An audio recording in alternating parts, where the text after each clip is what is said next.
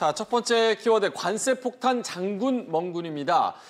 미국 USTR, 즉 미국 무역 대표부가 160억 달러 규모의 중국산 제품에 25% 관세를 추가적으로 부과하겠다 이렇게 밝혔습니다.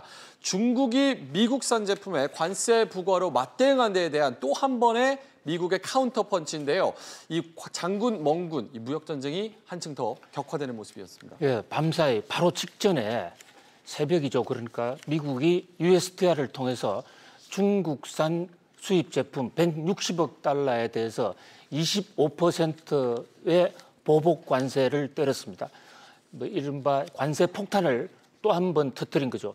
워낙 이 내용이 복잡해서 일반 시청자들이 좀 하나하나 팔로우하고 하기는 쉽지가 않을 거예요. 예. 미국이 지난 7월 6일 날 500억 달러에 대해서 관세 폭탄을 때리면서 340억 달러 먼저 때리고 160억 달러를 일단 유보해 놓은 거거든요. 예. 거기에 대해서 새벽에 지금 이걸 때린 겁니다. 예. 중국이 미국의 340억 달러에 대해서 이틀 전에 보복을 하지 않았습니까? 그에 대한 보복의 보복. 그래서 장군 멍군이다. 그래서 이 치킨 게임이 지금 계속되는 양상인데요. 불과 일주일 전만 하더라도 뉴욕 정시 일각에서는 미국과 중국이 비밀 협상을 하고 있다. 그래서 타결될 것이다. 이래서 주가도 상당히 오르고 이랬었는데 협상을 한 건 사실이에요. 비밀 협상에서도 아직까지 성과가 없다. 서로 의견을 좁히지 못하고 있다는 것을 보여주는 단적인 사건이 방금 터져나온 미국의 세 번째 이 관세 폭탄이라고 할 수가 있습니다. 사실 이거 관련해서 죄수의 딜레마 이론, 경제학에서 죄수의 딜레마 이론이 있는데요. 이것을 거론하는 학자들이 적지 않이 있습니다. 죄수의 딜레마는 건 자기가 먼저 양보를 하거나 먼저 실토를 하면 전체적으로 다 같이 이 사건은 개선할 수 있지만 자기가 먼저 당하는 그런 어떤 죄를 더 크게 받는 그런 상황에 봉착을 하는 것을 얘기하는 것도 지금 예.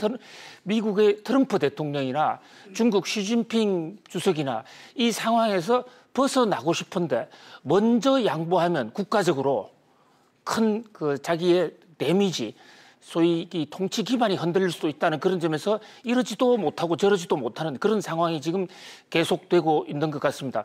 미국 입장에서는 적어도 이 대중 무역 수지 적자가 상당 부분 해소된다는 그런 명분을 가져야만 이 상태에서 탈출을 할 수가 있을 것이고요.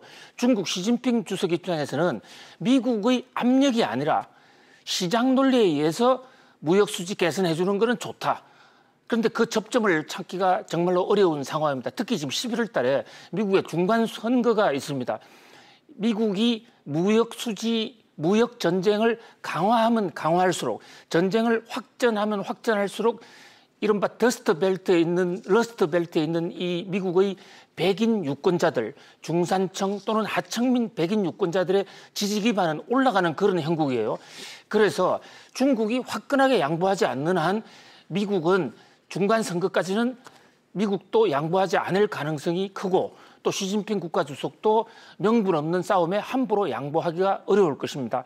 아무튼 미국과 중국의 미중 무역 전쟁이 장기전 양상으로 가고 있는 그런 모습인데요. 그래서 우리 정치 투자자들, 우리 경제 주체들도 미중 무역 전쟁에 장기전 대비를 해야 될 것 같고요. 거기에 대해서 돌발 변수로서 극적인 합의 가능성도 여전히 배제할 수 없는 상황입니다. 예의주시해야 될 것으로 보입니다. 예, 국내 증시 무역 전쟁 뉴스에 취약한데 오늘 코스피 흐름도 잘 지켜봐야겠습니다. 두 번째 뉴스는 국내 뉴스입니다. 보시죠.